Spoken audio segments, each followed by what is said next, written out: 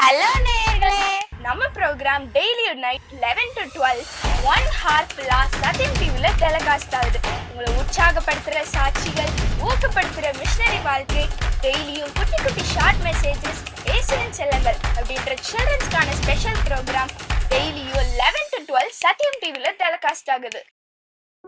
நமது ஆந்திரா மாநிலத்தில் கடந்த வாரத்தில் நடைபெற்ற ஊழியத்தை குறித்து ஒரு ரீகேப். கடந்த 20 வருடங்களாக இந்தியாவின் நெற்களஞ்சியமாம் ஆந்திராவில் நமது VMO மூலம் நாம் ஊழியம் செய்து வருகிறோம். விஜயநகரம், விசாகப்பட்டினம், ஸ்ரீகாகுளம், பார்வதிபுரம் ஆகிய மாவட்டங்களில் நமது தரிசனத்தின் மூலம் சிறுவர் மற்றும் வாலிபர் மத்தியில் ஊழியம் செய்து வருகிறோம். சந்திக்கப்பட்ட வாலிபர்கள் இப்பொழுது வீட்டு சபைகளாக கூடி தேவனை ஆராதித்து வருகிறார்கள். ஆந்திர மிஷனரிகளுக்காக குடும்ப கூடுகை ஒன்றை ஆயத்தப்படுத்தியிருந்தோம். நமது ஊழியத்தின் ஸ்தாபகர் டேவிட் கணேசன் அவர்களும் ஆந்திரா மற்றும் ஒரிசா கோஆர்டினேட்டர்களும் குழுவாக சென்று அந்த மிஷனரி கூடுகையில் கலந்து கொண்டார்கள். சவாலோடு கொடுக்கப்பட்ட தேவ செய்தி அவர்களை மேலும் ஆண்டவருக்காக செயல்பட தூண்டியது.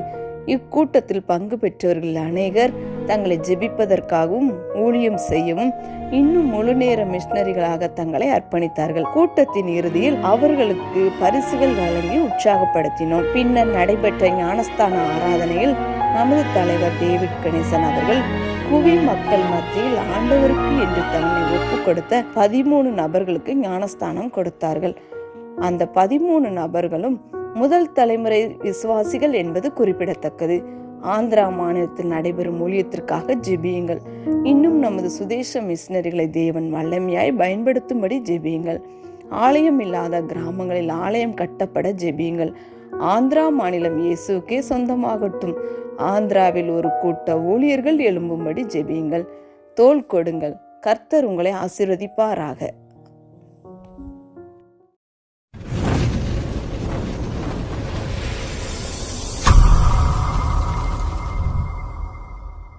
கிராம மிஷனரி இயக்கம் வழங்கும் கிராமிய நேரம் என்ற இந்த நிகழ்ச்சிக்கு உங்களை அன்புடன் வரவேற்கிறோம். கிராம மிஷனரி இயக்கம் கடந்த 27 ஆண்டுகளாக சிறுவர் மற்றும் வாலிபர் மத்தியில் ஊழியம் செய்து வருகிறது. 800க்கும் மேற்பட்ட மிஷனரிகளோடு தமிழ்நாட்டில் உள்ள 38 மாவட்டங்கள் உட்பட ஆந்திரா, ஒடிசா, கர்நாடகா, சத்தீஸ்கர், ஜார்க்கண்ட் மற்றும் மத்திய பிரதேசம் ஆகிய மாநிலங்களிலும் நற்செய்தி பணியை செய்து வருகிறது. எமது இலக்கு 1,00,000 கிராமங்கள், 7,000 மிஷனரிகள், ஒவ்வொரு மாநிலத்திலும் 500 மிஷனரிகள்.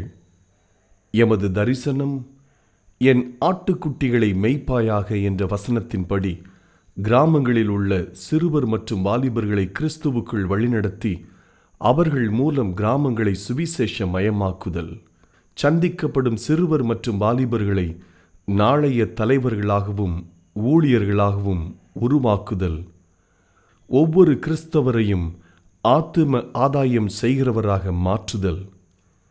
இப்பொழுதும் எமது நிகழ்ச்சிகளை ஜெபத்துடன் பார்த்து பயனடையுங்கள். செயல்படும் கிறிஸ்தவர்களாக தேவனுக்கு உங்களை அர்ப்பணிப்பது உறுதி.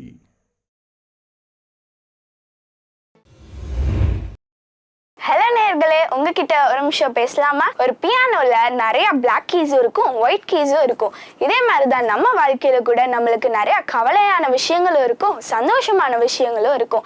ஆனா அந்த பியானோல அந்த பிளாக் கீஸ் இல்லைன்னு வச்சுக்கோங்களேன், அந்த கீபோர்ட்ல வர மியூசிக் நல்லாவே இருக்காது.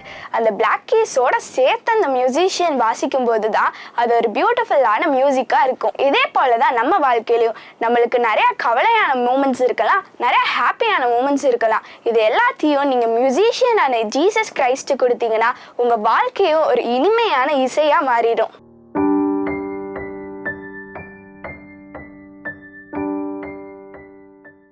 ஹலோ நேயர்களே, உங்ககிட்ட ஒரு நிமிஷம் பேசலாமா? ஒரு ஊர்ல ஒரு பெரிய சயின்டிஸ்ட் இருந்தாராம். அந்த சயின்டிஸ்ட் கஷ்டப்பட்டு ஒரு மிஷினை கண்டுபிடிச்சிட்டு அந்த மிஷின் அந்த ஊர் மக்கள் முன்னாடி காமிச்சு, இந்த மிஷின் எதுக்கு பயன்படும் நினைக்கிறீங்கன்னு கேட்டாராம். அதுக்கு அந்த ஊர் மக்கள், அது எதுக்கு பயன்படும்னு நீங்க சொன்னாதான் எங்களுக்கு தெரியும், இல்லைன்னா அதோட மேனுவலை கொடுங்க, நாங்க படிச்சு தெரிஞ்சுக்கிறோம்னு சொன்னாங்களாம். அதே போலதான் நம்மளோட வாழ்க்கையோட பர்பஸ் தெரிஞ்சுக்கிறதுக்கு 2 வழிதான் இருக்கு.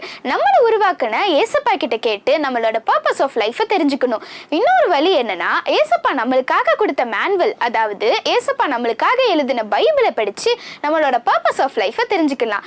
உங்களோட பர்பஸ் ஆஃப் லைஃபை நீங்க கண்டுபிடிச்சிட்டீங்களா?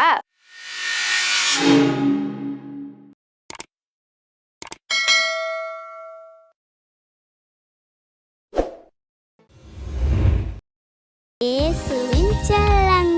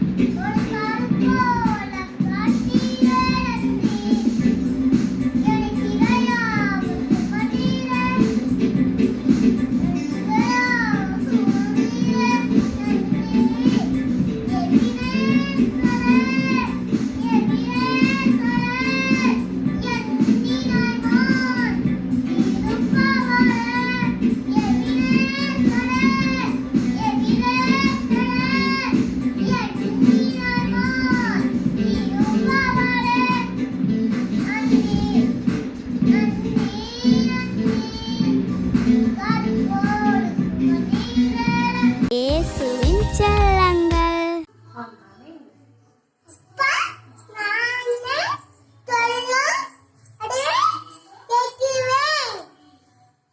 இயேசுவின் செல்லங்கள். Price Lord. என் பேர் பியூலா எலிசபெத். நான் உங்களுக்கு ஸ்டோரி சொல்ல போறேன். டைட்டில் ஜோனாவும் பெரிய மீனும். பாத்தீங்கன்னா ஜோனா தேவன் கிட்ட பிரேயர் பண்ணாரு. தேவன் நீ நினைவுக்கு போ, எல்லாரும் தப்பு பண்றாங்க, என்னை பத்தி சொல்லுன்னு சொன்னாரு. ஜோனா காட் கிட்ட பிரேயர் பண்றாங்க. காட் என்ன சொன்னாரு, நான் பாத்துக்கிறேன் நீ போ அப்படின்னு சொல்லும் போது காட் கிட்ட போய் சொல்லிடலாம் அப்படின்னு சொல்லும் போது என்ன ஆச்சுன்னா தர்ஷீஷுக்கு போனாரு. அப்புறம் என்னாச்சு, தர்ஷீஷுக்கு போனாரு, கப்பல்ல போனாரு. கப்பல்ல போகும்போது என்ன ஆயிடுச்சுன்னா அவர் நல்லா புயல் அடிச்சுட்டு மழை பெய்ஞ்சிச்சு. அவர் மேல தூங்கி நிற்கிறாரு. அப்புறம் எல்லாமே ஒண்ணு போட ஆரம்பிச்சாங்க. அப்பவும் நிக்கல. அப்புறம் எனக்கு சீட்ல எழுதி குளிக்க போட்டு பார்த்தாங்க, யாரு காட் கிட்ட போய் சொல்றாங்கன்னு. அப்புறம் ஜோனா நேம் வந்துச்சு. ஜோனா நேம் உடனே அப்புறம் என்ன போடுங்க, அவரு சரியாயிடும் அப்படின்னு சொல்லும் போது என்ன ஆச்சுன்னா புயல்லாம் நின்னுச்சு. அப்புறம் பெரிய மீன் அவனை முழுங்கிடுச்சு. முழுங்கிட்ட அப்புறம் என்ன ஆச்சுன்னா காட் கிட்ட பிரேயர் பண்ணிட்டு இருந்தாரு. அப்புறம் என்ன ஆயிடுச்சு, 3 நாளா பிரேயர் பண்ணும்போது அந்த மீன் கரையில துப்பிடுச்சு. நினைவேக்கு கரையில துப்பிடுச்சு. அப்புறம் என்ன பண்ணாருன்னா நினைவே மக்களுக்கு காட் யாருன்னு சொல்லும் போது அவங்க ரொம்ப பொய்ன்னு நச்சினாங்க. அப்புறம் இன்ட்ரெஸ்டா கேட்டு இருந்தாங்க. அப்புறம் என்ன சொன்னாரு, சாரி ஜீசஸ், நான் இப்படி பண்ணிட்டேனே, என்ன மன்னிச்சிருங்க அப்படின்னு சொன்னாங்கன்னா எல்லாரும் கர்த்தருக்கு கீழ்ப்படிஞ்சு கர்த்தருக்கு பிரியமா இருந்து கர்த்தருக்கு பிரேயர் பண்ணி அவங்களோட தப்பெல்லாம் கர்த்தர்கிட்ட சொன்னாரு. அப்புறம் கர்த்தர் அவங்கள மன்னிச்சாரு. தேங்க்யூ. இயேசுவின் செல்லங்கள். சத்தத்தின் படி பண்ணாவிட்டால்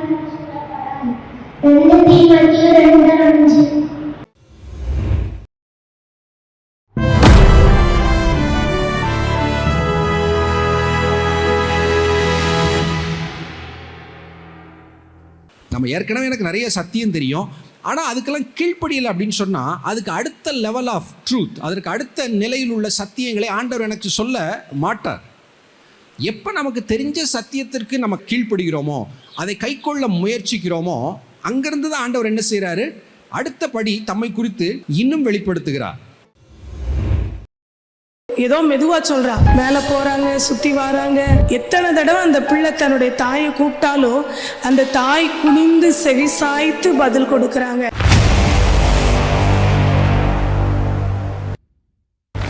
ஒரு அம்மா தன்னுடைய பிள்ளைய 4 வயது பிள்ளைய கூட்டிட்டு ஒரு பிக் பஜார் போனாங்க. அங்கே போய் அந்த பிள்ளைக்கு தேவையானதெல்லாம் வாங்கி கொடுத்துட்டு வீட்டுக்கு தேவையானதும் வாங்கிட்டு வருவோம் அப்படின்னு சொல்லி போகிறாங்க. போகும்போதுலே போய்கிட்டு இருக்கிற கடையில் போயாச்சு. கபோர்டாக பார்க்குற அந்த பாப்பா பார்த்து அதில் உள்ள பொருளெல்லாம் கையை நீட்டி காமிக்கிறா. அவங்களுக்கு என்னெல்லாம் தேவையோ அதெல்லாம் வாங்குறாங்க. அப்படி போய்கிட்டே இருக்கும்போதுல நிறைய நேரம் அவங்க அம்மாவை கூப்பிட்டு ஏதோ மெதுவாக சொல்கிறா. அவங்க அம்மா நல்லா ஹைட்டாக இருக்காங்க. அந்த பிள்ளை 4 வயசு பிள்ளைங்கிறனால அவங்க முழங்கால் அளவு தான் இருக்கிறா. ஆனாலும் ஒவ்வொரு தடவையும் அந்த பிள்ளை கூப்பிடும் பொழுதெல்லாம் அவங்க அம்மா குனிஞ்சி அவள் சொல்கிறத கவனமாக கேட்டு அதுக்கு ஒவ்வொரு தடவையும் ரிப்ளை பண்ணிக்கிட்டே வராங்க. இப்படி மேலே இறங்குறாங்க, மேலே போகிறாங்க, சுற்றி வராங்க, ஒவ்வொரு இதாக பார்த்துட்டே வராங்க. எத்தனையோ முறை அந்த பிள்ளை கூப்பிட்டாலும் ஒவ்வொரு தடவையும் அவங்க அந்த பிள்ளை கூப்பிடும் பொழுதெல்லாம் அந்த தாய் அந்த பிள்ளையுடைய கூப்பிடுதலுக்கு பதில் கொடுக்குறவங்களா, செவி சாய்க்கிறவங்களா இருந்தாங்க. இதை அந்த கடையில் இருக்கிறவங்க அநேகர் பார்த்து ஆச்சரியமாக பார்த்தாங்க. இதை பார்க்கும் பொழுது நமக்குமே ஆச்சரியமாக இருக்குது. ஒரு உலக பிரகாரமான தன்னுடைய பிள்ளைய தன்னுடைய தாய் எத்தனை தடவை அந்த பிள்ளை தன்னுடைய தாயை கூப்பிட்டாலும் அந்த தாய் குனிந்து செவி சாய்த்து பதில் கொடுக்குறாங்க. இதே போல தான் நம்முடைய வாழ்க்கையிலையும் நம்முடைய பரம தகப்பனாகிய ஆண்டவர் நம்ம எப்பெல்லாம் அவரை நோக்கி நம்ம கூப்பிடுறோமோ அப்பெல்லாம் அவர் தம்முடைய செவியை நமக்கு நேராக சாய்த்து நம்முடைய கூப்பிடுதலுக்கு அவர் செவி கொடுக்கிறவராய் இருக்கிறார். தாவீது தன்னுடைய சங்கீதங்களிலே அநேக முறைகள் ஆண்டவரை நோக்கி விண்ணப்பம் செய்கிறத நம்ம பார்க்கிறோம். ஆனால் அவர் செய்கிற எல்லா விண்ணப்பங்களையும் தேவனாகிய கர்த்தர் எல்லா காரியங்களுக்கும் பதில் கொடுக்கிறவராய் இருக்கிறதையும் நம்ம பார்க்க முடிகிறது.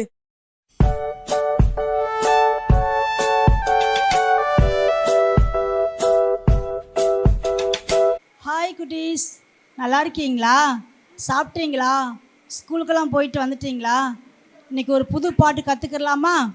நான் அக்கா ஃபஸ்ட்டு பாடுறேன், கேளுங்க. அடுத்து ஆக்ஷனோடு அந்த பாட்டை கற்றுக்கலாம். ஓகேவா?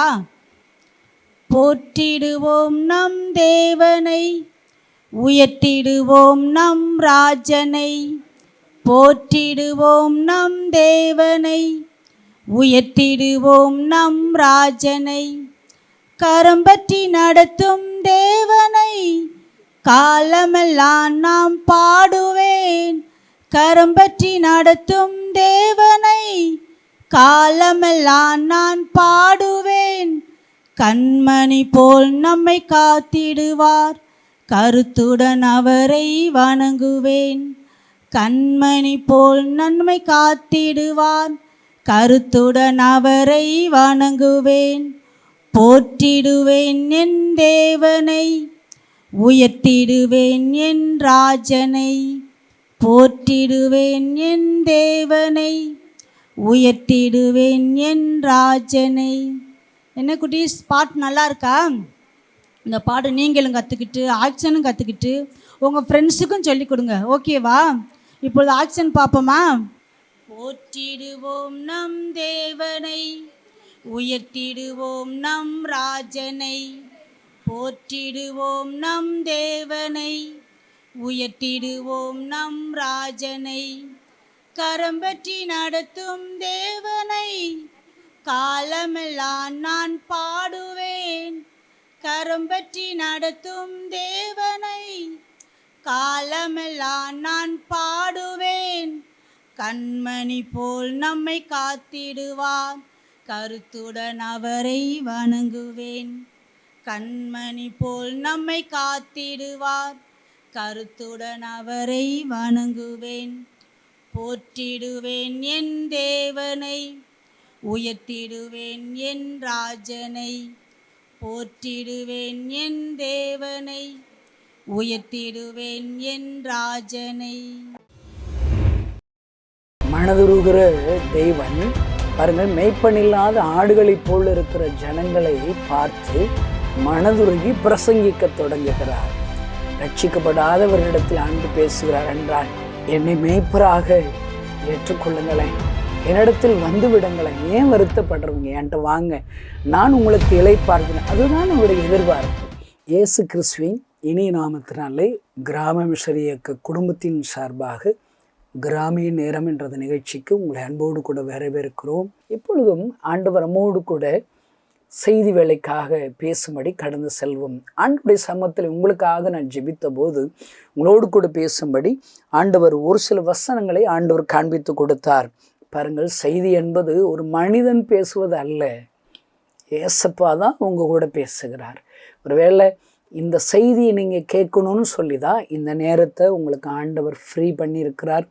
கரெக்டாக அந்த நேரத்தில் இப்படி ஒரு சேனலில் ஆண்டோடைய வார்த்தைகளை கேட்கும்படி அவர் தான் உங்களை இங்கே உட்கார வைத்திருக்கிறார். அல்லேலூயா. செய்திங்கிறதுங்க ஆண்டோடைய எதிர்பார்ப்புகளை பேசுகிறது செய்தி.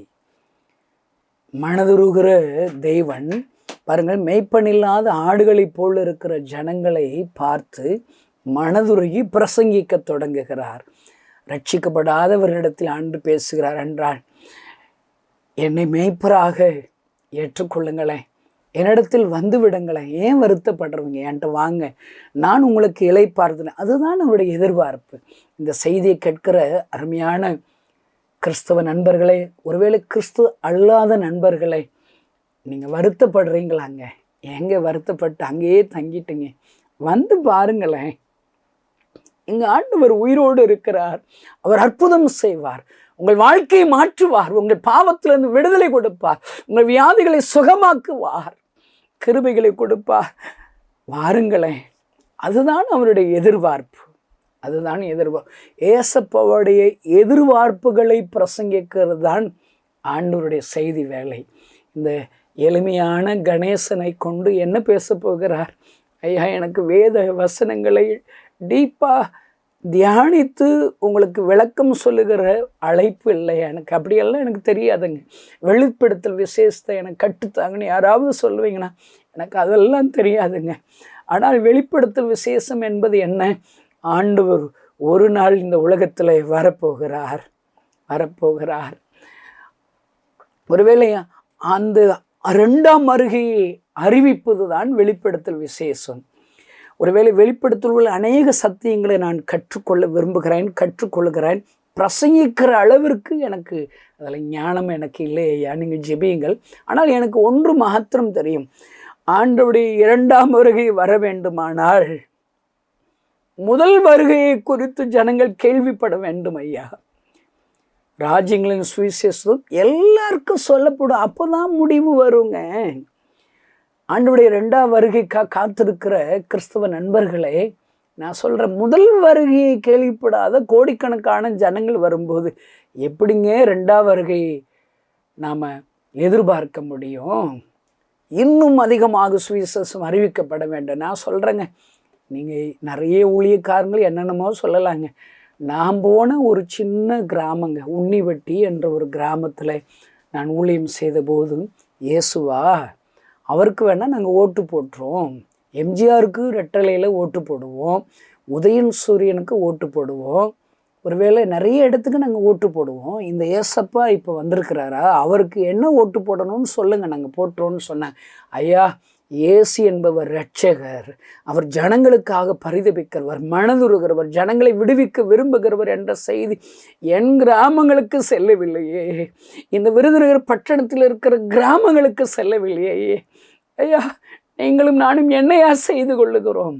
இது செயல்படுகிற நேரம், முதல் வருகையை அறிவிக்கிற ஒரு நேரம், இயேசு உன்னை நேசிக்கிற என்று அறிவிக்கிற ஒரு நேரம் ஐயா. அதைத்தான் ஆண்டவர் இன்றைக்கு என்னிடத்தில் எதிர்பார்க்கிறார். இந்த செய்தியை கேட்கிற உங்களிடத்தில் எதிர்பார்க்கிறார், திருச்சபைகளிடத்தில் எதிர்பார்க்கிறார். இன்றைக்கும் ஆண்டவருடைய சமூகத்தில் ஜெபித்த போது மத்தேயு 16ஆம் அதிகாரம் 13வது வசனம், 14வது வசனம், 15வது வசனத்தை ஆண்டவர் உங்களோடு கூட கற்றுக்கொள்ளும்படி ஒரு சத்தியத்தை விளக்கி சொன்னார். நான் உங்களுக்காக வாசிக்கிறேன், கவனியுங்கள். பின்பு இயேசு பிலிப்பு செசரியாவின் திசைகளில் வந்தபோது தம்முடைய சீசரை நோக்கி, மனுஷகுமாரனாகிய என்னை ஜனங்கள் யார் என்று சொல்லுகிறார்கள் என்று கேட்டார். அதற்கு அவர்கள், சிலர் உம்மை யோவான் ஸ்நானன் என்றும், சிலர் எலியா என்றும் வேறு சிலர் எரேமியா அல்லது தீர்க்கதரிசிகளில் ஒருவர் என்றும் சொல்லுகிறார்கள் என்றார்.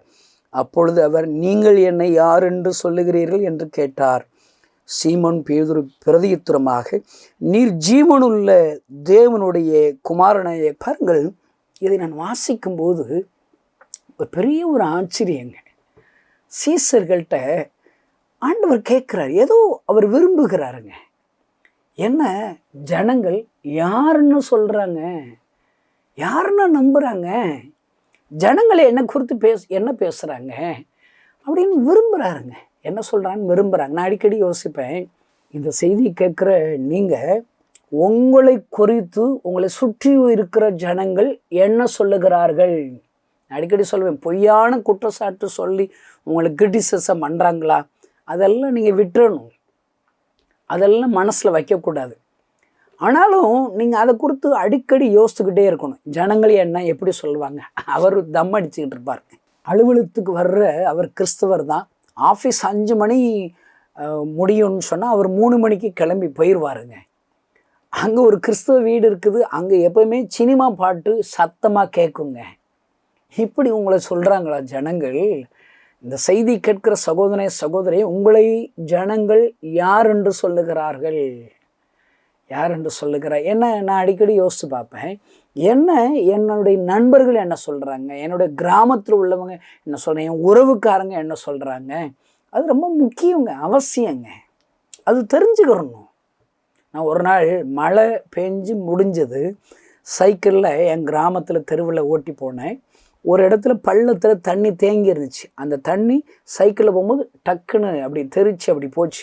அங்கே இருக்கிற ஒரு பாட்டியம்மா சொன்னாங்க, சரசாத்த பையன்தானே ஏசு கோசுன்னு சொல்லிட்டு தர்றான், இப்படி சைக்கிள் ஓட்டிட்டு போகிறான், தண்ணி மேலே படலைங்க, சும்மா அப்படி தண்ணி போகிறதுக்கே அவர்கள் இயேசுவின் நாமத்தை சொல்லி அவமானப்படுத்தினார்கள். ஐயா, அருமையான தேவனுடைய பிள்ளைகளே, உங்களை சுற்றிலும் இருக்கிற ஜனங்கள் உங்களை யார் என்று சொல்லுகிறார்கள்? ஏசப்பா அதை விரும்பி கேட்கிறார். அங்கு சொல்ல வேண்டிய பதில் என்ன? அதற்கு சிலர் உம்மை யோவான் சாணகன் என்றும், சிலர் எலியா என்றும், வேறு சிலர் எரேமியா அல்லது அந்த வசனத்தை பார்க்கும்போது என்னால் அதுக்கு அடுத்த வசனத்தை வாசிக்க முடியலைங்க. இவங்க சொல்கிறதுல ஏதாவது ஒரு சாட்சி என்ன குறித்து இருக்குதாங்க? இந்த செய்தியை கேட்கிற நண்பர்களை, உங்களை குறித்து இந்த லிஸ்ட்டில் ஏதாவது ஒரு சாட்சி சொல்லுவாங்க. இந்த செய்தியை கேட்குற உங்களை யோவான் சாணகன் சொல்லுவாங்களேங்க. யோவான் சாணகன் பயங்கர அற்புத அடையாளங்கள்லாம் ஒன்று கூட செய்யலைங்க. ஆனால் அவன் ஆண்டவருக்காக வழிகளை ஆயத்தப்படுத்தின ஒரு ஊழியக்காரன். ஆண்டவருடைய வருகைக்கு இயேசு கிறிஸ்து பிறக்க போகிறார் என்று முன்குறிக்கப்பட்ட ஒரு யோவான் சாணகன். அவன் தைரியத்தோடு பிரசங்கிக்கிறான், வல்லமையோடு பிரசங்கிக்கிறான். அவங்கள போல ஒருவேளை இந்த செய்தியை கேட்குற என் மூலிமா பிசாசு விடலை, தீர்க்க தரிசனம் சொல்லலை, அற்புத அடையாளம் நடக்கலை, பரவாயில்லைங்க, நீ யோவான் சாணகன் போன்ற வார்த்தைகளை உண்மையாக பிரசங்கிக்கிற ஒரு ஊழியக்காரனா, ஒரு கிறிஸ்தவ நண்பர்களா உங்களை யோவான்ஸ்ன்னு சொல்ல முடியாது. நான் அடிக்கடி இக்காலகட்டத்தில் ஆண்டவரால் பயன்படுத்தப்பட்ட ஒரு பெரிய பாத்திரம் பில்லி கிரகாம். அவர் அந்நிய பாஷை பேசுகிறத குறித்து பேசலைங்க, அவர் பயங்கரமாக வரங்களை குறித்து பேசலைங்க, அற்புத அடையாளங்கள்லாம் அவருடைய மீட்டிங்கில் நடக்கவே இல்லைங்க. ஆனால் இப்பொழுதும் நான் அவருடைய அந்த வீடியோ கிளிப்பிங் எல்லாம் யூடியூப்பில் பார்க்கும்போது கூட்டமாக அவர் இந்த நான் பிரசங்கத்தை இயேசு யாருக்கு வேண்டும் என்று சொல்லி சவால் விடுகிறார். ஐயோ, கூட்டமாக மேடைக்கு அருகாமையில் போய் இந்த இயேசு எனக்கு வேண்டும் என்று சொல்லுகிறார்களே. ஆண்டவரிடத்தில் கேட்குறேன், ஆண்டவரே, யோவான் சாணகனை போன்று ஒரு பில்லி கிரகாமை எங்கள் நூற்றாண்டிலே நாங்கள் கேள்விப்படுகிற அளவிற்கு எங்கள் கண்கள் முன்பாக பயன்படுத்தி இருக்கிறீரே, என்னை பயன்படுத்தும் ஆண்டவரே, என்னை ஒரு யோவான் சாணகாக பில்லி கிரகமாக என்னை மாற்றும் ஆண்டவரே என்று நான் ஜெபிக்கிறேன். ஐயா, ஜெபிக்கிறேன். இந்த செய்தியை கேட்கிற அருமையான சகோதரி, உங்களை குறித்து என்ன சொல்கிறாங்க? சிலர் எலியா என்றும். ஐயா, நம்ம இருக்கிற இந்த காலங்களில் எலியா போன்று தீர்க்க தரிசனம் சொல்கிறவங்க யாருங்க இருக்கிறா? இருக்கீங்களா? உங்களுக்கு உங்கள் பக்கத்தில் யாராவது இருக்காங்களா? இல்லை இந்த செய்தியை கேட்குற உங்களை குறித்து எலியா போன்று தீர்க்கதரிசின்னு சொல்லி யாராவது சாட்சி சொல்கிறாங்களாங்க? இல்லவே இல்லைங்க. ஏதோ ஒரு இடத்துல ஒரு குறைவு இருக்கிறது ஐயா. அந்த வாஞ்சை இல்லை, தாகம் இல்லை. எலியாவை போன்று என்னை பயன்படுத்தும் என்று ஜெபிக்கிறோம். எலியாவை போன்று விளைக்கரையும் கொடுக்க நாம் மறுக்கிறோம் ஐயா. எலியாவை ஆண்டவர் உருவாக்குறார். எங்கு வைத்து? கேரித் ஆற்றண்டையிலே உன்னை ஒளித்து கொண்டு இரு. மனிதர்களை நீ பார்க்கக்கூடாது, மனிதர்கள் சஞ்சரிக்கிற இடங்களை நீ பிரவேசிக்க கூடாது. கேரித் ஆற்றண்டரையிலே நீ தனித்திருக்க வேண்டும். நீ என்னை மாத்திரம் பார்க்க வேண்டும், என்னோடு கூட மாத்திரம் பேச வேண்டும். நான் உன்னோடு கூட பேசுவேன், நீ என்னோடு கூட நீ பேச வேண்டும். நான் உன்னை வல்லமையினால் நிரப்புவேன். ஒவ்வொரு நாளும் என்னோடு உறவாட என்னுடைய அபிஷேகத்தினாலே, வல்லமையினாலே, அற்புத அடையாளங்களை செய்கிற கிருபைகளினாலே நான் உன்னை நிரப்புவேன். ஒரு நாள் வரும், கர்மேல் பர்வதத்தில் உன்னை அழைத்து செல்லுவேன். ஆயிரக்கணக்கான ஜனங்களுக்கு முன்பாக உன்னை நிறுத்துவேன். கர்த்தர் தெய்வமானால் கர்த்தரை பின்பற்றுங்கள் என்று சவால் விடுவாய். உன்னுடைய சவாலை ஏற்றுக்கொண்டு நீ ஜெபிக்கும் போது அக்கினினால் பதில் கொடுத்து நானே தேவன் என்று உன் வார்த்தையின்படி நிரூபிப்பேன். அதற்கு நீ செய்ய வேண்டிய விளைக்கரையம் என்ன? கேரித் ஆற்றண்டையிலே ஒளித்து கொண்டிருக்க வேண்டும். அதுவும் போதாது, சாரிபாத்தி விதவை வீட்டிலே நீ சில மாதங்கள், சில நாட்கள் தங்கி இருக்க வேண்டும். அங்கேயும் நான் உன்னை உருவாக்க போகிறேன். அருமையான தேவனுடைய பிள்ளைகளே, இந்த செய்தியை கேட்கிற நீங்கள் ஏன் எளியாவாக நான் மாற வேண்டும் என்று ஜெபிக்கலாம். அதோடு கூட விளைக்கரையும் செலுத்துவீர்களானால் ஆண்டவர் உங்களை எலியாவை போன்று மாற்றி விடுவார்.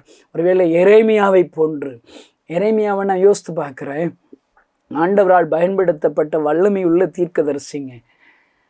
அவனுடைய தீர்க்கதரிசியாக பயன்படுத்துவதற்கு முதல் அதிகாரத்தை வாஸ்து பார்த்தாலே ரகசியம் தெரிஞ்சிருங்க. நான் ஒரு ஊழியக்காரரோடு கூட இணைந்து நான் ஊழியம் செய்து கொண்டிருந்த போது அந்த ஊழியக்காரருடைய மகளை நான் பார்த்து பேச வேண்டும் என்று சொல்லி ஒரு நல்ல ஒரு தருணத்தை கொடுத்தார். அவளை பார்த்தவுடன் ஏசப்பாவுடைய சத்தம் என் காதுகளில் கேட்க முடிந்தது. என்னுடைய வகுப்பறைக்கு இவளை வர சொல். Hallelujah. Come to my classroom. நிறைய குழம்புகிறார்கள், கேள்வி கேட்கிறார்கள், சந்தேகம் இருக்கிறது, பயம் இருக்கிறது.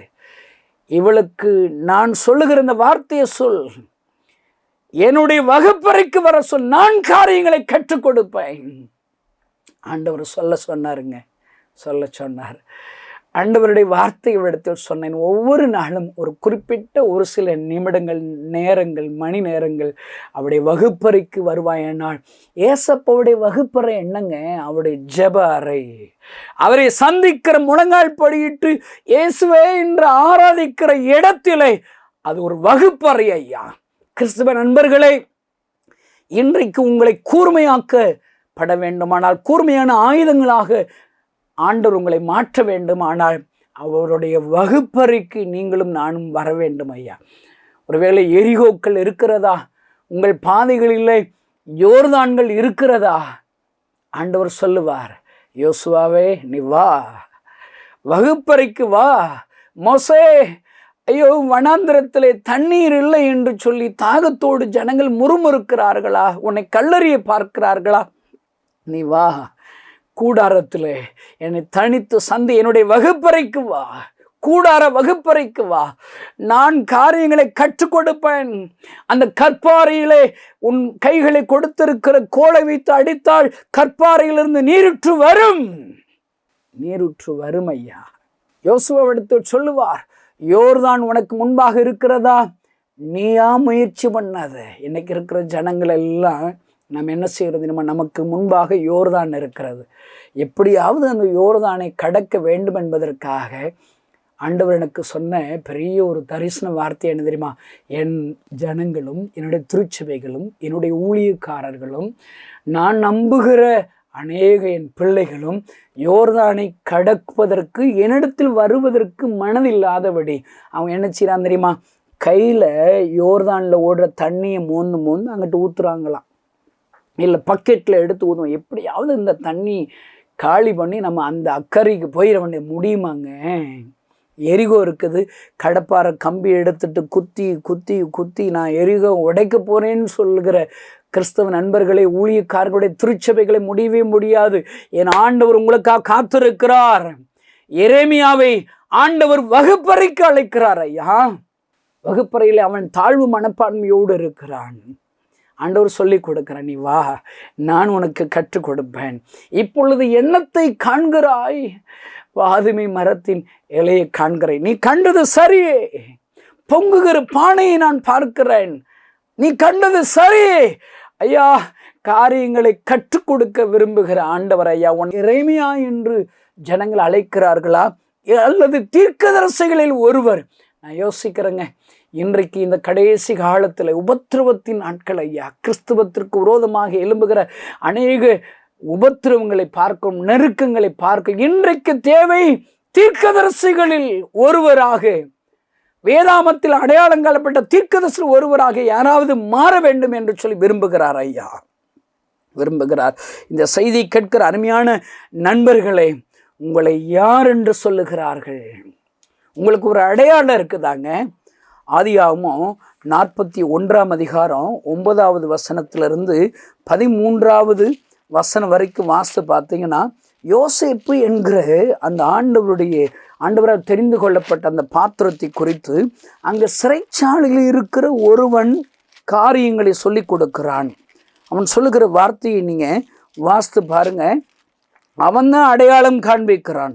அவன்தான் இங்கு ஒருவன் இருக்கிறான், அவனிடத்திலே தேவ ஆவி இருக்கிறது, தேவ வல்லமை இருக்கிறது என்று சொல்லி அவன் சொல்லி கொடுக்கிறான் ஐயா. அருமையான அந்த செய்தி கேட்கிற சகோதரனே, சகோதரியை, உங்களை குறித்து என்ன ஜனங்கள் உங்களை யோசிப்பு மேலே இருக்கிற அபிஷேகத்தை காண்கிறார்களா? அவங்களிடத்தில் ஒரு ஆவி, பரிசுத்த ஆவியான இருக்கிறதை காண்கிறார்களா? நீங்கள் யோசித்து பாருங்கங்க. பாருங்கள், உங்களுக்காக நான் வாசித்து காண்பிக்கிறேன். ஆதியாகமம் 41 அதிகாரம் 9வது வசனத்திலிருந்து, அப்பொழுது பானபாத்திரக்காரரின் தலைவன் பார்வோனை நோக்கி, நான் செய்த குற்றம் இன்றுதான் என் நினைவில் வந்தது. பார்வோன் தம்முடைய ஊழியக்காரர் மேல் கடும் கோபம் கொண்டு என்னையும் சுயம்பாகிகளின் தலைவனையும் தலையாரிகளின் அதிபதி வீடாகிய சிறைச்சாலையிலே வைத்திருந்த காலத்தில் நானும் அவனும் ஒரே ராத்திரிகளை வெவ்வேறு பொருள் கொண்ட சொப்பனம் கண்டோம். சொல்லுகிறதை பாருங்கள். அப்பொழுது தலையாறுகளின் அதிபதிக்கு வேலைக்காரனாகிய எபிரேய பிள்ளையாண்டான் ஒருவன் அங்கே எங்களோடு இருந்தான். அவனிடத்தில் அவைகளை சொன்னோம். அவன் நாங்கள் கண்ட சொப்பனத்திற்குரிய வெவ்வேறு அர்த்தங்களின்படியே எங்கள் சொப்பனத்தின் பயனை சொன்னான். அவன் எங்களுக்கு சொல்லிய அர்த்தத்தின்படியே நடந்தது. என்னை திரும்ப என் நிலையிலே நிறுத்தி அவனை தூக்கி போடுவித்தார் என்றார். ஒரு யோசேப்பை குறித்து அங்க இருக்கிற பானபாத்திரக்காரர்கள் ஒருவன் சாட்சி கொடுக்கிறான். இந்த செய்தியை கேட்கிற சகோதரி, உன்னிடத்தில் தேவ ஆவியானவர் இருக்கிறார், பரிசுத்த ஆவியானவர் இருக்கிறார். நம்ம எல்லாம் அந்நிய பாஷை பேசுறோம்னு சொல்றோம், வல்லமை இல்லை ஐயா. அபிஷேகம் இருக்கிறது, ஆனால் அற்புதங்கள் இல்லையே என்று சொல்லி புலம்புகிற நாட்கள் ஐயா, புலம்புகிற நாட்கள்.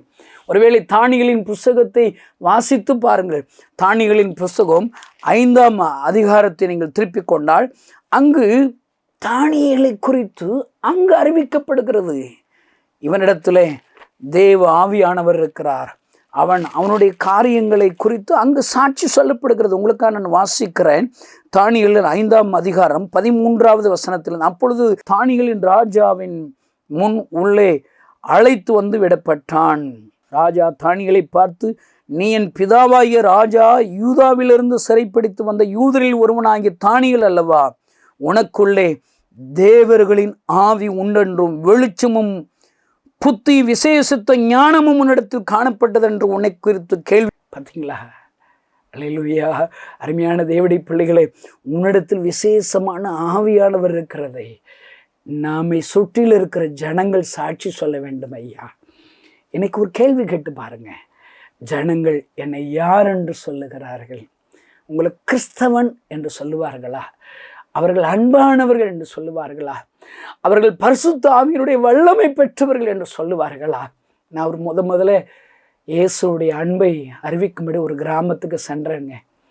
வீடு வீடாக போனேன். எனக்கு பைபிள் தெரியாது, புதிய ஏற்பாடு பழைய ஏற்பாடு தெரியாது. எனக்கு தெரிஞ்சதெல்லாம் 2 விஷயம்தான்.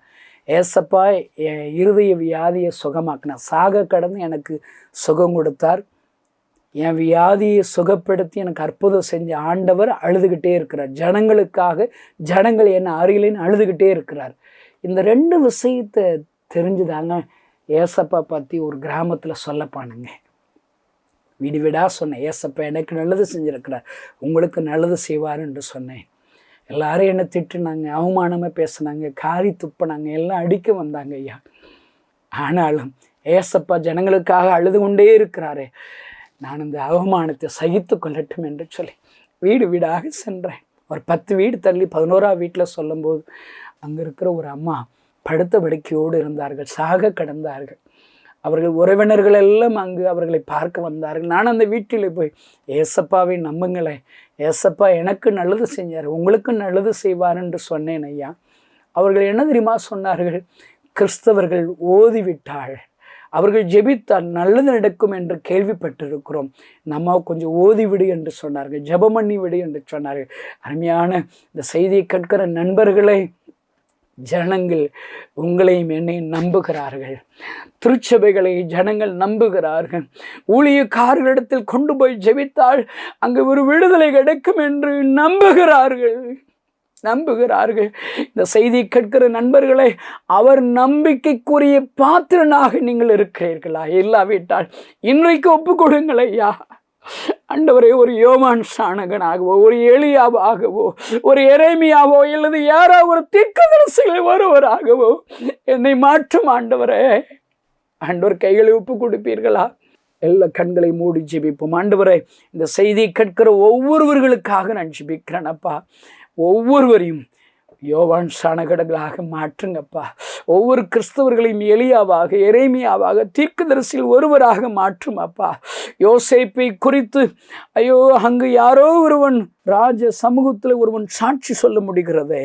சிறைச்சாலையிலே ஒரு மனிதன் இருக்கிறான், அவனிடத்தில் வல்லமை இருக்கிறது, சொப்பனத்திற்கான அர்த்தம் சொல்லுவான், அவன் சொன்ன வார்த்தையின்படி என் வாழ்க்கை நடந்தது என்று சாட்சி சொன்னார்களே.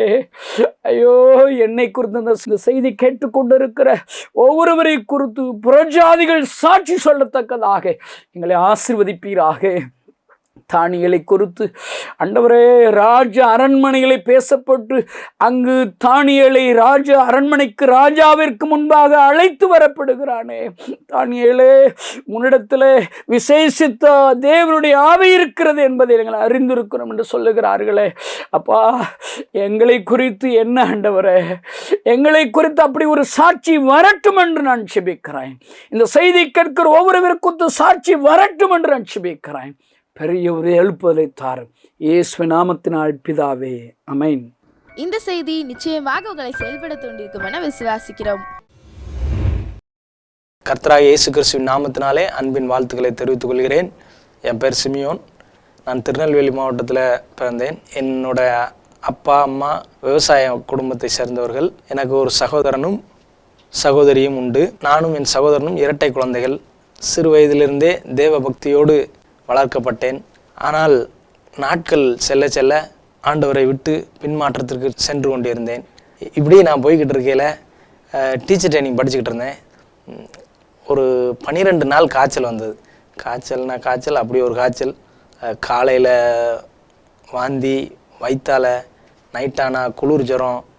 நான் பெரும் அவதிக்குள்ளே ரொம்ப அவஸ்தைப்பட்டுக்கிட்டு இருந்தேன். இதனால் ஒரு கட்டத்தில் பார்த்தா நான் அவ்வளோதான், என் பிழைக்க மாட்டோம் அப்படிங்கிற நம்பிக்கை எனக்குள்ளே வந்துருச்சு. அடுத்து ஒரு 12ஆவது நாள் கையில் நரம்பு ஊசி போட்டு சாயந்தரமாக வீட்டில் வந்து படுத்துருக்கிறேன். வெறும் போர்வை மட்டும் போத்துனா குளிர் நிற்காது. வேறு போரா சாக்கு, சணல் சாக்கு போட்டு அந்த மாதிரி போட்டு என்னை படுக்க வச்சுருக்குறாங்க. அது கனவா இல்லை தரிசனமா இல்லை நிஜமா எனக்கு ஒன்றும் தெரியலை. ஒரு கரடி போல் ஒரு மிருகம் என்னை பூமி அடியில் அழுத்தி கொண்டு போகுது. அதுலேருந்து நான் விடுபடணும்னு நினைக்கிறேன், கத்தணும்னு நினைக்கிறேன். என்னால் ஒன்றும் செய்ய முடியலை. கீழாக்க அழுத்தி கொண்டு போய்கிட்டே இருக்குது. இருட்டுனா இருட்டு, அப்படி ஒரு இருட்டு. அது ஒரு கார் இருள், ஒன்றுமே தெரியலை. கீழே போகிறோம்ன்ற மட்டும் எனக்கு தெரியுது. அடுத்து பார்த்தா ரொம்ப தூரம் கழித்து கீழே போனதும் ஒரு கடல், அக்னி கடல் போல், அதாவது ஒரு எரிமலை குழம்பு கடல் போல் பறத்தி கிடந்தால் எப்படி இருக்குமோ அப்படி ஒரு காட்சி தெரியுது. இன்னும் ஒரு சைடு ஒரு மஞ்சள் கலரில் தீ எரியுது. அதே ஆப்போசிட் சைடில் ஒரு 1000 சூரியனை எரிய விட்டு மேகமூட்டமாக இருந்தால் எப்படி இருக்குமோ அப்படி ஒரு பிரைட்டான இடம். இதெல்லாம் ஒரு செகண்டில் அப்படி நான் பார்த்துக்கிட்டு இருக்கிற மாதிரி தெரியுது.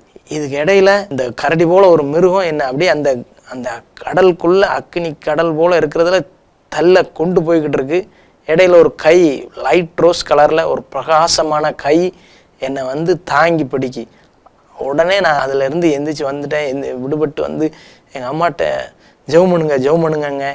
நான் ரொம்ப பயந்துட்டேன். நெஞ்செல்லாம் தையல் மிஷின் அடிக்கிறது போல் தடன்னு அடிக்கிற மாதிரி இருக்குது. வேறு வார்த்தையே வரல. ஜெபம் பண்ணுங்கன்னு மட்டும் சொல்கிறேன். அம்மா என்னன்னு கேட்குறாங்க. ஒன்றும் சொல்லலை. ஜெபம் பண்ணுங்கன்னு மட்டும் சொல்கிறேன். உடனே சரின்ட்டு அவங்களும் ஜெபம் பண்ணாங்க. அப்புறம் அடுத்து நான் இப்படி பார்த்தேன், இப்படியெல்லாம் இருந்துச்சுன்னு நான் அம்மாட்ட சொல்கிறேன். நம்ம செஞ்ச பாவத்துக்கு அக்கிரமத்துக்கு நம்ம நரகத்துக்கு போயிருக்க வேண்டிய ஆள் ஆண்டவர் கிருபையாக நம்மளை காப்பாற்றிருக்கிறாருன்ற உணர்வு எனக்குள்ளே வந்தது. அதிலிருந்து ஜெபம் பண்ண ஆரம்பித்தேன், பைபிள் வாசிக்க ஆரம்பித்தேன், சர்ச்சுக்கு ஒழுங்காக போக ஆரம்பித்தேன். அடுத்து இப்படி கொஞ்ச நாள் போச்சு, ரொம்ப நாள் நீடிக்கலை. மறுபடியும் ஃப்ரெண்ட்ஸ் கூட சேர்ந்து மறுபடியும் பின்மாற்றத்தில் போயிட்டேன். ஒரு வீடு பெருக்கப்பட்டு ஜோடிக்கப்பட்டு வெறுமையாக இருந்துச்சுன்னா போன பிசாசு 7 பிசாசை கூட்டிகிட்டு வருங்கிற மாதிரி பைபிளில் ஒரு வசனம் இருக்குது. அதை போல் நான் ரொம்ப பாவத்துக்குள்ளாயிட்டேன். அடுத்து அநேக பாவங்கள், ஆண்டவர் அருவருக்கிற காரியங்கள் எனக்குள்ளே இருந்தது. சிந்தனையில் பாவம், பேச்சில் பாவம், பார்வையில் பாவம், செய்கையில் பாவம், எல்லா விதத்துலேயும் ஆண்டவர் அருவருக்கிற காரியங்களை நான் செய்துக்கிட்டே இருக்கிறேன். இப்படியே நாட்கள் போய்கிட்டு இருக்கு. இதுக்கு இடையில நான் எம்ஏ முடித்து எம்ஃபில் முடித்து பிஹெச்டி வரைக்கும் படிச்சுக்கிட்டு இருக்கிறேன். கையில் ஒரு கட்டி போல் ஒன்று வந்தது. அப்படியே வர வீங்கிக்கிட்டே வருது. டாக்டர்கிட்ட போகிறேன். குறிப்பிட்ட காலத்தில் இது கேன்சராக இருந்தாலும் இருக்கலாம், நீங்கள் உடனே ஜிஹெச்சுக்கு போயிருங்கன்னு திருநெல்வேலி ஜிஹெச் பாளையங்கோட்டை ஹைக்ரோண்ட் ஆஸ்பத்திரியில் அது ஜிஹெச்சில் சேர்த்துருங்கன்னு எனக்கு எழுதி கொடுத்துட்டாங்க. நானும் போயிட்டேன். அங்கே என் பக்கத்தில் எல்லாம் ஆட்கள் உட்கார்ந்துருக்குறாங்க. நைட்டு போல் சுற்றி இருக்கையில் ஒருத்தர் பேசிக்கிட்டே இருக்கிறோம். ஒருத்தர் வந்து வெட்டு மாதிரி லைட்டாக அப்படி வெட்டு மாதிரி வருது. அப்படியே பின்னாடி விழுந்துருந்தாரு. அப்படி ஒரு ஏங்கி அந்த மூச்சு போகிறது அப்படியே தெரியுது. அப்படியே கீழே விழுந்துட்டாரு. நான் பிடிங்க அதுக்குள்ளே கீழே விழுந்துட்டாரு. ஆள் செத்து போயிட்டார் ஒரு செகண்டுக்குள்ளே. அப்போ தான் எனக்கு ஒரு அறிவு வருது, என்னோட வாழ்க்கை ஒரு செகண்டு கூட இல்லை, நான் இவ்வளோ சேட்டை அக்கிரமம் மீறுதலில் பண்ணிக்கிட்டு இருக்கிறேன்னு அப்படிங்கிற எனக்கு ஒரு உணர்வு வருது. என் பக்கத்துலேயே அவரை மறுபடியும் ஒரு பச்சை துணியை போட்டு டாக்டர்லாம் என்னெல்லாமோ பண்ணி பார்த்தாங்க. அவருக்கு உயிர் போயிருச்சுங்கிறது என் கண்ணு முன்னாடி அது அப்படியே தெரியுது. இப்போ ஒரு பச்சை துணியை போட்டு மூடி போட்டு போயிட்டாங்க. நானும் பக்கத்துலேயே படுத்துருக்கிறேன். எனக்கு தூக்கமே வரல. அப்போது எனக்கு ஒரு சிந்தனை வருது, இன்றைக்கு நீ செத்து போனேன்னா நீ எங்கே இருப்ப? என் உள்ளத்துக்குள்ள ஒரு ஆள் பேசுறது போல் எனக்கு ஒரு உணர்வு வருது. நான் ஏற்கனவே அந்த பார்த்த காட்சிகள்லாம் ஞாபகத்துக்கு வருது. அந்த நரகம் போல் ஒரு காட்சியை பார்த்ததெல்லாம் எனக்கு ஞாபகத்துக்கு வருது. கட்டாயம் நம்ம இன்னைக்கு செத்து போனால் நரகத்தில் தான் இருப்போம். நம்ம செஞ்ச பாவத்துக்கு அக்கிரமத்துக்கு கட்டாயம் நரகம்தான் அப்படிங்கிறது எனக்கு புரிஞ்சு போச்சு. அப்போ மறுநாள் யார்கிட்டையும் சொல்லாமல் வீட்டுக்கு வந்துட்டு ஏசப்பாட்ட சொல்கிறேன், ஏசப்பா நீங்கள் எனக்காக என் பாவத்துக்காக அக்கிரமத்துக்காக சிலுவையில் ரத்தம் சிந்தி மறிச்சிருக்கிறீங்க, அடக்கம் பண்ணப்பட்டு 3ஆவது நாள் உயிரோடு இருந்திருக்கிறீங்க, இன்றைக்கும் நீங்கள் உயிரோடு இருக்கிறீங்க, நீங்கள் உயிருள்ள உண்மையான தெய்வம். நான் கிறிஸ்தவனாக இருந்தும் உங்களுக்கு துரோகம் செஞ்சுட்டேன் நிறையா, என்னை மன்னிச்சிருங்க, என்னை சரிப்படுத்துங்க, நான் உங்களுக்கு உண்மையாக இருப்பேன் அப்படின்னு சொன்னேன். ஆண்டவர் எனக்கு இறங்கினார், என்னை சரியாக்கிட்டார். அடுத்து நான் ஆண்டவருக்குள்ளே இருக்கணும்னு பைபிள் வாசிக்கிறேன், ஜெபம் பண்ணுறேன். ஆனாலும் இந்த பழைய பாவ சிந்தனைகள்லாம் என்னை வந்து தொடர்ந்துக்கிட்டே தான் இருக்குது. நான் ஒவ்வொரு நாளும் போய் அழுவேன், ஏசப்பா நான் இப்படி பார்க்கக்கூடாதுன்னு நினைக்கிறேன், இப்படி பேசக்கூடாதுன்னு நினைக்கிறேன், இப்படி செய்யக்கூடாதுன்னு நினைக்கிறேன், ஆனால் இதெல்லாம் இப்படி செஞ்சுருந்தேன், என்னை மன்னிங்கன்னு அப்படியே ஜெபம் பண்ணி அப்படியே கண்ணீர் விட்டு எல்லாத்தையும் ஓப்பனாக ஒன்று விடாமல் எல்லாத்தையும் சொல்லிடுவேன். அப்படியே போக போக ஆண்டவர் அதிலிருந்து எனக்கு ஒரு விடுதலை கொடுக்குறார். தன் பாவங்களை மறைக்கிறவன் வாழ்வடைய மாட்டான், அவைகளை அறிக்கை செய்து விட்டு விடுகிறவனோ இரக்கம் பெறுவான். அந்த வசனத்தின்படி ஆண்டவர் எனக்கு இரக்கம் செய்தார். பாவ பழக்கங்கள்ல இருந்தெல்லாம் விடுதலை ஆகிறதுக்கு ஆண்டவர் கிருபை செய்தார். குமாரன் உங்களை விடுதலை ஆக்கினால் மெய்யாகவே விடுதலை ஆவீர்கள் என்ற வார்த்தையின்படி விடுதலையை கொடுத்தாரு. அடுத்து என்னால் சும்மா இருக்க முடியல. பிஹெச்டி படிச்சுக்கிட்டு தான் இருக்கிறேன். ஆனாலும் நான் எங்கள் ஊரில் உள்ள சர்ச்சில் போய் டெய்லி ஜெபம் பண்ணுவேன், பைபிள் வாசிப்பேன். அந்த ஊருக்கு எல்லாத்துக்கும் அதுக்கு மைக்கில் போய் அது வாசித்தா அது எல்லாருக்கும் கேட்கும், பிரயோஜனமாக இருக்கும்னு நினச்சி அது மூலமாக ஏதாச்சும் ஒரு ஆத்மா ஆதாயம் பண்ணப்படும்னு நினச்சி அதெல்லாம் டெய்லி ரெகுலராக நான் செஞ்சுக்கிட்டே இருந்தேன். போய்கிட்டு இருக்கையில் இங்கேருந்து ஒரு பிரதர் ஸ்டீவ் மேத்யூங்கிற ஒரு பிரதர் ஜனவரியில் பொங்கலுக்கு நாங்கள் இந்த மாதிரி விருதுநகர் புல்லக்கோட்டையில் வச்சு மீட்டிங் வச்சுருக்குறோம் 3 நாள், நீங்கள் வாங்க அப்படின்னு சொன்னாங்க. நான் 4 மாவடியில் ஃபாஸ்டிங் ப்ரேயர் போகணும்னு நான் பிளான் பண்ணியிருக்கிறேன். நான் வர முடியாது, நீங்கள் போங்க, நான் இங்கே போகிறேன் அப்படின்னு சொல்லிட்டேன். மறுபடியும் மறுநாள் மறுபடியும் என்கிட்ட சொன்னார். நான் அப்பவும் நான் வர முடியாது, நீங்கள் போயிருங்க அப்படின்னு சொல்லிட்டேன். அப்போது எனக்கு உள்ளத்துக்குள்ளே ஒரு உணர்த்துதல், ஒருவேளை நம்மளை ஆண்டவர் அங்கே கூட கொண்டு போகணும்னு ஒரு சித்தம் இருந்தால் அப்படின்னு எனக்கு உள்ளத்துக்குள்ளே ஒரு உணர்வு வருது. சரி, இன்னொரு தடவை வந்தாருன்னா கட்டாயம் நம்ம போயிடணும், ஆண்டவர் நம்மளை அங்கே தான் அழைச்சி கொண்டு போகணும்னு விரும்புகிறாருன்னு நினச்சிட்டு நானாக மனசுக்குள்ளே தீர்மானம் பண்ணிட்டேன். அவர் மறுபடியும் அதே போல் மறுபடியும் வந்துட்டார். மறுநாள் நீங்கள் வாங்கின உடனே நான் சரி ரைட்டுன்ட்டு ஒன்றுமே சொல்லாமல் வந்துட்டேன். செய்தி டேவிட் கணேசன் பேசிக்கிட்டு இருக்கிறாங்க, ஆண்டவர் அழுது கொண்டு இருக்கிறாருன்னு. அதை கேட்டுட்டு என்னால் தாங்கவே முடியலை. நான் அவர் செய்தி கொடுக்கலே நிறைய ஏங்கி அழுவுதேன். அப்புறம் அடுத்து என்னால் சும்மாவே இருக்க முடியல. நான் ஊருக்கு போயிட்டேன், ஏதாச்சும் ஆண்டவருக்காக செய்யணும் அப்படின்னு நினச்சிக்கிட்டு இருந்தேன். ஆனால் சரி, நம்ம ஒரு தாமதமே பண்ணக்கூடாது, உடனே போயிடணும் அப்படின்னு நினச்சி மறுபடி 1 வாரம் 2 வாரத்துக்குள்ளே நான் மறுபடியும் இங்கே வந்துட்டேன். முழு நேர ஊழியத்துக்குன்னு மிஷினரியாக வந்துட்டேன். கொஞ்ச நாள் அப்படியே போய்கிட்டே இருக்குது. ஒருவேளை நம்மளோட ஆர்வத்தில் இங்கே வந்துட்டோமா, இல்லை ஆண்டவர் நம்மளை இங்கே தான் வச்சுருக்கிறாரா, இல்லாட்ட வேறு எங்கேயும் நம்மளை வச்சு பயன்படுத்தணும்னு இருக்காரா அப்படின்னு எனக்கு ஒரு கேள்வி. அப்போ ஏசப்பாட்ட கேட்குறேன், ஏசப்பா நான் இங்கேருந்து தான் ஊழியம் செய்யணுமா, இல்லை நீங்கள் எங்கே என்னை கொண்டு செய்யணும்னு சித்தம் வைத்திருக்கிறீங்களோ அங்கே என்னை கொண்டு போயிருங்க, உங்களுடைய சித்தத்துக்கு நான் என்னை முழுவதும் அர்ப்பணிக்கிறேன், என்கிட்ட பேசுங்க, சொல்லுங்கன்னு கேட்குறேன். அப்போது தரிசனத்து மூலமாக கனவா தரிசனமானு தெரில, நான் நைட்டில் சொப்பனத்தில் இப்படி டேவிட் என்ன ஒரு சின்ன மரக்கன்றை அப்படி நட்டுறாங்க. அதில் நானும் ஒரு சைடு கையை பிடிச்சி அந்த சைடு இன்னொரு சைடு பிடிச்சி அப்படி நட்டுதேன். அப்போ ஓகே, அந்த டேவிட் அண்ணன் கூட தான் சேர்ந்து தான் நம்ம ஊழியம் செய்யணும் அப்படிங்கிற எனக்கு ஒரு விஷயம் கிடச்சிச்சு. அடுத்து இன்னொரு கனவும், அதாவது ஒரு இந்தியா மேப்பு குப்பையாக இருக்குது, அதை சுத்திகரிக்கிறதுக்கு ஒரு வேறு பிரிக்கப்பட்ட ஒரு சின்ன கூட்டம் இருக்குது, அந்த கூட்டத்தில் நான் இருக்கிறேன். அப்போது நம்ம ஊழியந்தான் நம்ம இது அப்படிங்கிறத நான் அதை கன்ஃபார்ம் பண்ணிக்கிட்டேன். அடுத்து ஆண்டவர் கிருபையில் அப்படியே இங்கே இருந்து 2019 இந்நாள் வரைக்கும் ஆண்டவர் கிருபையாக ஊழியத்தில் நடத்தி வருகிறார். அநேக மாவட்டங்களுக்கு கொண்டு போயிருக்கிறார். கடலூர் பணித்தளத்தில் இருந்தேன், ஆனால் அங்கே மட்டும் இல்லை, இந்த தமிழ்நாடு ஃபுல்லாக பாண்டிச்சேரி எல்லா இடமும் ஆண்டவர் கிருபையால் ஊழியத்துக்கு பயன்படுத்தி வருகிறார். குடும்பமாக இப்போ இணைந்து நாங்கள் ஊழியம் செய்கிறோம். பையன் இருக்கிறான், எங்களுக்காக நீங்கள் ஜெபம் பண்ணிக்கோங்க. நமது ஆந்திரா மாநிலத்தில் கடந்த வாரத்தில் நடைபெற்ற ஊழியத்தை குறித்து ஒரு ரீகேப். கடந்த 20 வருடங்களாக இந்தியாவின் நெற்களஞ்சியமாம் ஆந்திராவில் நமது விஎம்ஓ மூலம் நாம் ஊழியம் செய்து வருகிறோம். விஜயநகரம், விசாகப்பட்டினம், ஸ்ரீகாகுளம், பார்வதிபுரம் ஆகிய மாவட்டங்களில் நமது தரிசனத்தின் மூலம் சிறுவர் மற்றும் வாலிபர் மத்தியில் ஊழியம் செய்து வருகிறோம். சந்திக்கப்பட்ட வாலிபர்கள் இப்பொழுது வீட்டு சபைகளாக கூடி தேவனை ஆராதித்து வருகிறார்கள். ஆந்திர மிஷனரிகளுக்காக குடும்ப கூடுகை ஒன்றை ஆயத்தப்படுத்தியிருந்தோம். நமது ஊழியத்தின் ஸ்தாபகர் டேவிட் கணேசன் அவர்களும் ஆந்திரா மற்றும் ஒரிசா கோஆர்டினேட்டர்களும் குழுவாக சென்று அந்த மிஷனரி கூடுகையில் கலந்து கொண்டார்கள். சவாலோடு கொடுக்கப்பட்ட தேவ செய்தி அவர்களை மேலும் ஆண்டவருக்காக செயல்பட தூண்டியது. இக்கூட்டத்தில் பங்கு பெற்றவர்கள் அநேகர் தங்களை ஜெபிப்பதற்காகவும் ஊழியம் செய்யவும் இன்னும் முழு நேர மிஷனரிகளாக தங்களை அர்ப்பணித்தார்கள். கூட்டத்தின் இறுதியில் அவர்களுக்கு பரிசுகள் வழங்கி உற்சாகப்படுத்தினோம். பின்னர் நடைபெற்ற ஞானஸ்தான ஆராதனையில் நமது தலைவர் டேவிட் கணேசன் அவர்கள் குவி மக்கள் மத்தியில் ஆண்டவருக்கு என்று தன்னை ஒப்பு கொடுத்த 13 நபர்களுக்கு ஞானஸ்தானம் கொடுத்தார்கள். அந்த 13 நபர்களும் முதல் தலைமுறை விசுவாசிகள் என்பது குறிப்பிடத்தக்கது. ஆந்திரா மாநிலத்தில் நடைபெறும் ஊழியத்திற்காக ஜெபியுங்கள். இன்னும் நமது சுதேச மிஷனரிகளை தேவன் வல்லமையாய் பயன்படுத்தும்படி ஜெபியுங்கள். ஆலயம் இல்லாத கிராமங்களில் ஆலயம் கட்டப்பட ஜெபியுங்கள். ஆந்திரா மாநிலம் இயேசுக்கே சொந்தமாகட்டும். ஆந்திராவில் ஒரு கூட்ட ஊழியர்கள் எழும்பும்படி ஜெபியுங்கள். தோள் கொடுங்கள். கர்த்தர் உங்களை ஆசீர்வதிப்பாராக. தேவனுக்காக நான் ஏதாவது செய்ய வேண்டும் என்று வாஞ்சியோடு இருக்கிறவர்களே, தேவன் என்னை பயன்படுத்தும் காலம் எப்போது என்று ஏங்கிக் கொண்டிருக்கிறவர்களே, இந்த வாய்ப்பு உங்களுக்கானது. நீங்கள் நன்கு எழுதும் தாளந்து பெற்றவர்களா?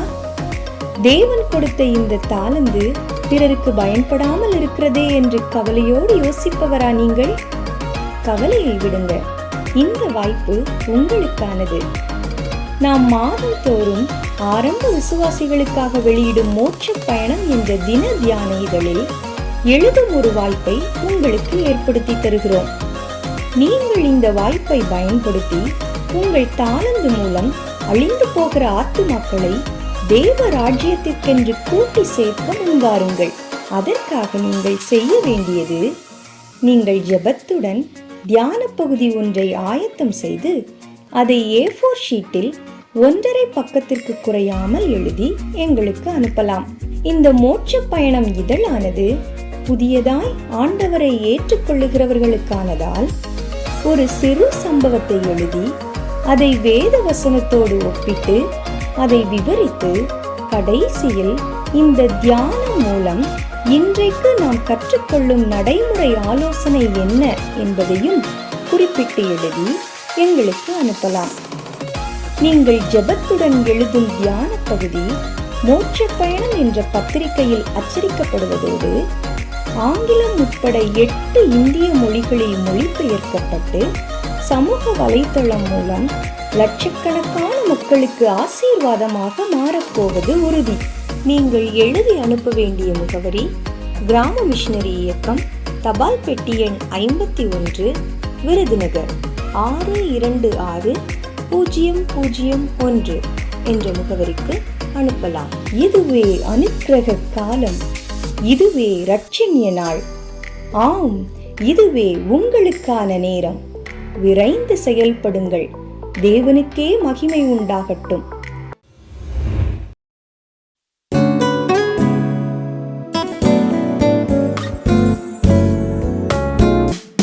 மந்தையில் சீராடுகளே, எங்கிலும் கோடி கோடி உண்டே, சிந்தையில் ஆன்ம பாரம் கொண்டே தேடுவோம் வாரீர் திருச்சபையே. மந்தையில் சேராடுகளே, அழைக்கிறாரேசு, அவரிடம் பேசு, நடத்திடுவார். அழைக்கிறாரேசு, அவரிடம் பேசு, நடத்திடுவார்.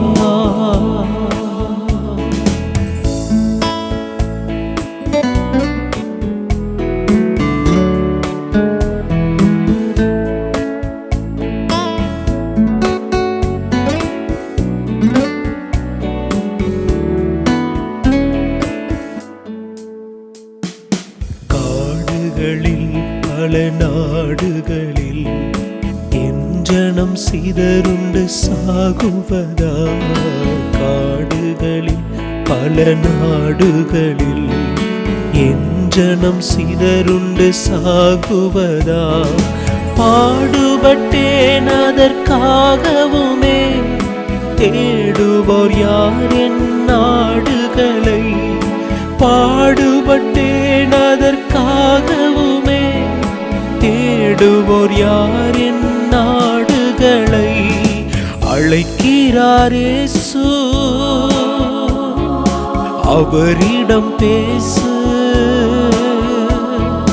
நடத்திடுவார். அழைக்கிறாரேசு, அவரிடம் பேசு, நடத்திடுவார்.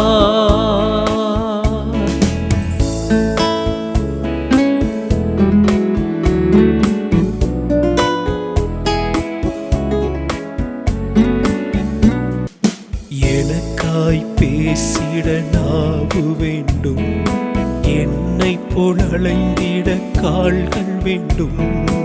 எனக்காய் பேசிட நாவு வேண்டும், என்னை போல் அலைந்திட கால்கள் வேண்டும்.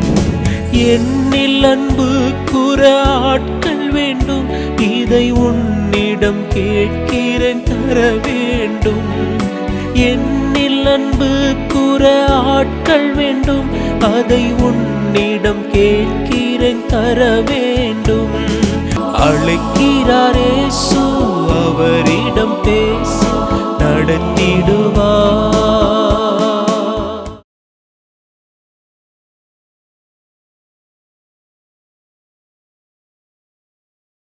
இந்த செய்தி நிச்சயமாக உங்களை செயல்பட தூண்டிருக்கும் என விசுவாசிக்கிறோம்.